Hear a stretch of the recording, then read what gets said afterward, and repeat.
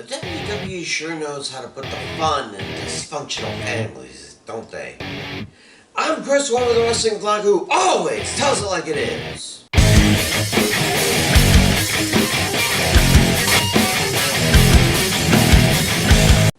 Yes! 4 out of 5 for Elimination Chamber. Only Rock Rod let me down. And yes, I'm counting Lashley's win because I never said Lesnar would be DQ. That one kind of surprised me, truth be told. So anyway, family. It's such a wonderful word, isn't it? And the best thing about it is that everyone has at least one. I myself am the product of 2 from a total of 16 siblings between my mother and father, that they're Irish Catholic, in case it wasn't clear. I'm one of 5 myself and have 11 nephews and nieces, 1 great niece that just turned 1 and another on the way, and more cousins than Stitch did in his animated series. And though I may not like some of them at times, I will always love and support them. And every superstar that has ever come and gone from the WWE also has a family. And on occasion, several superstars happen to be related to each other. And certainly there must be happy families in the squared circle, right? Not in this physical soap opera. Oh, sure, they may start as close-knit families, but if they stay together long enough, at least one of them will become a black sheep. Like, when you think of pro wrestling families, what's the first name that enters your mind? For me, it's the Hart family. Every male descendant of Stu Hart got trained in the infamous dungeon in the basement of their Calgary home. And a majority of them ended up doing their papa proud in the ring.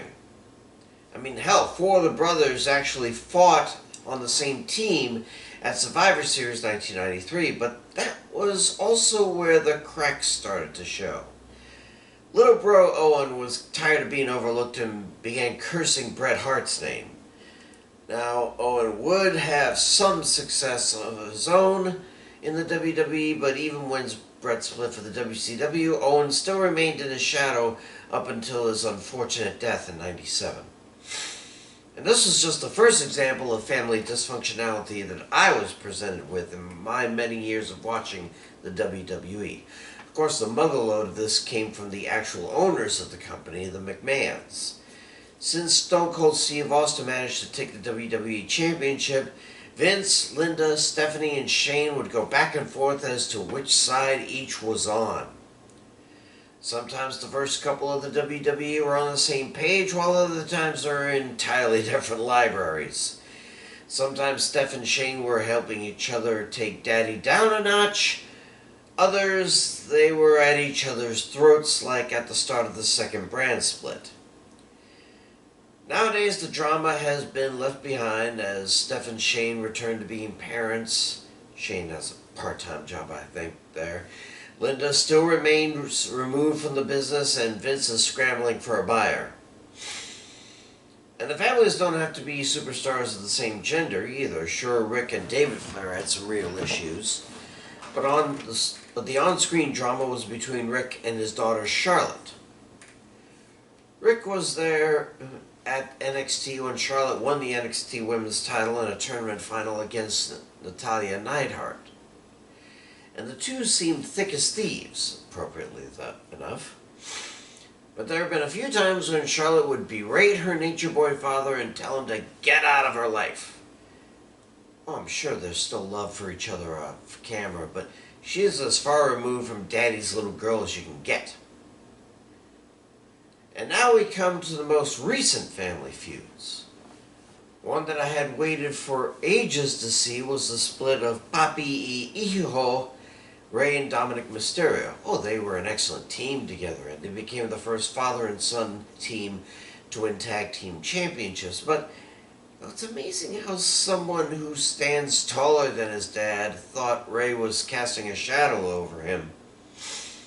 That and the Judgment Day's conniving, as well as Rhea Ripley's constant ear whispering, led to Rey leaving Raw for SmackDown. But even that didn't stop Dom from being a piece of mierda. He harassed the family during Christmas, broke up a Valentine's Day date between his parents, and it all seems to be leading to the two finally coming to blows at WrestleMania. It might be time for Ray to retire, so why don't you make it a mask versus hair match and expose Ray once and for all so that he can rest those weary bones of his. Then, of course, there's the big kerfuffle among family, the bloodline. Specifically, the line that's been drawn between Jey Uso and the rest of the group, his twin brother Jimmy, whom he has spent over a decade fighting alongside, his younger brother Solo Sikoa, and his cousin Roman Reigns. The worst mistake Reigns made was allowing Sami Zayn into the flock as an honorary Uso. Zayn was responsible for tearing his family asunder. Not only that, but the Usos and Reigns are part of the largest South Pacific wrestler extended families. And that kind of blood runs as deep as any connections in the Fast and the Furious movies, even the ones Dwayne "The Rock" Johnson were in. Now Jay is torn between family and friendship, and Reigns is tired of him being on the fence.